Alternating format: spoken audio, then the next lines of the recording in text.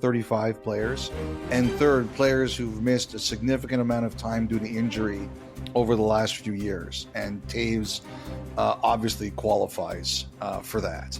So that's why they can do it that way. This is the way it works with bonuses. Like, the base salary counts against your salary no matter what. He technically has a $7 million cap hit, but the bonuses, if you go over the cap, anything that's bonuses, you can move to the next season. So if the Jets are in a situation where they go over the cap, you can have something called a bonus overage. So it's like a credit card. You pay now or you pay later. If they don't go over the cap next year, and whatever Taves earns, he earns, they can keep it on next year's cap and it's done. But if he starts earning all those bonuses and they go over the cap, whatever doesn't fit under next year's ceiling gets moved to 2026-27.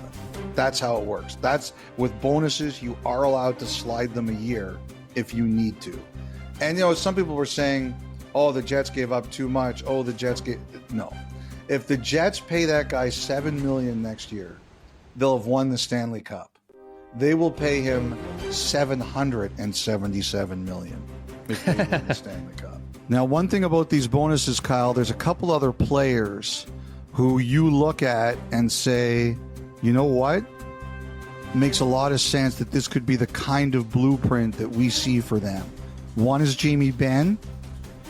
Jamie Benn is 35 years old. He can sign to an over 35 deal. You could see Dallas looking at this kind of structure potentially for him. And the other is Claude Giroux in Ottawa. Same thing. Right. And I do think that Giroux and the Senators have been battling about the bonus structure, but Pat Brisson, who did this deal for Taves, also represents Giroux. So if it ended up being something like this, I don't think anybody would be surprised. Now, I believe that part of their pitch to Ehlers was, hey, Taves is here and he could play with you. I don't know if that's going to work. I understand why everybody is skeptical. Taves hasn't played in a long time. I just think if you're committed, like, one thing that Gabriel Landeskog proved to me this year is, like, first of all, there were people who thought he was never going to play again.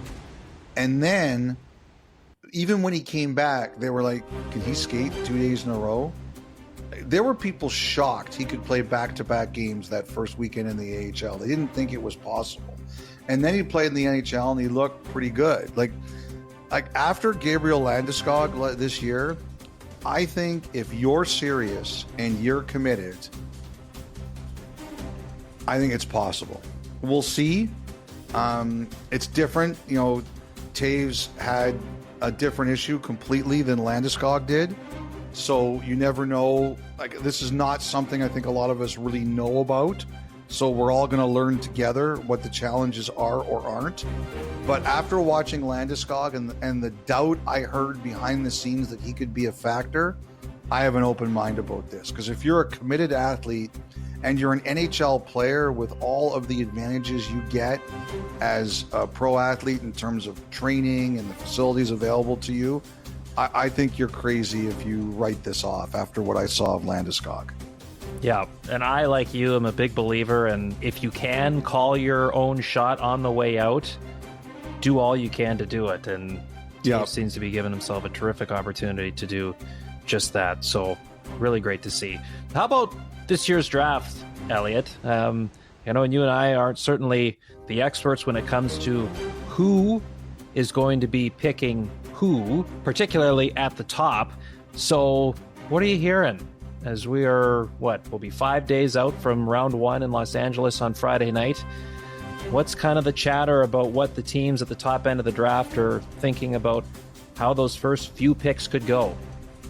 Well, so when it comes to our place, I always defer to our top guys, right? Like I always go to Sam Cosentino, and then I go to Jason Bukala, right? Like those are the guys I always look at and say, okay, how are they feeling? I'm looking at Sam's most recent. He said he's got a 12 and then a drop off. If you read Jason's most recent article, he's got 6. Okay. They've both got Schaefer 1. And then it's interesting because Sam had Misa 2. Jason has Misa 3. Jason has Desnoyers 2. And Sam has Desnoyers 3. And now I've heard this rumor this week, and it's been written about. I'm not the only one who's heard it, that teams are beginning to wonder, could Frondell actually go second overall to San Jose? And he's a really good player.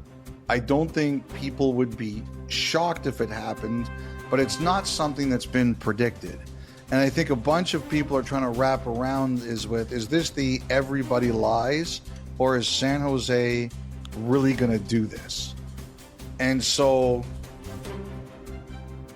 I'll say this. I know Sam believes that the playoffs and the way the playoffs are played reminded everybody of Brady Martin, and his draft stock could really rise because of it.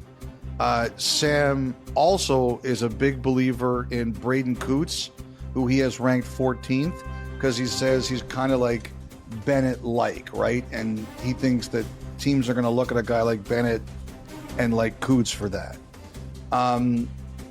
Anyway, I just think this is going to be a totally wild draft. I was really interested in that report the other day that Philly's thinking about Higgins at number 6, because Philly,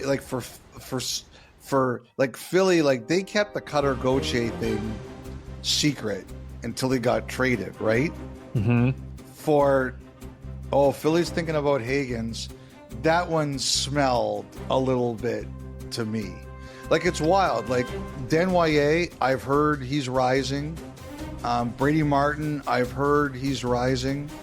Roger McQueen, he was hurt a lot last year. I think there's a lot of really interesting questions about him. I think it just sounds like from team to team there is so much variance. And also I think some of these teams are willing to move around. Last year nobody was willing to move around. This year they are. I always say it every year, and it's never as crazy as I hope. But I think this draft year, I hope I'm right this year. It's like the housing bubble's gonna burst. One of these years we're gonna be right. Yes. I really think this one has a chance to be crazy.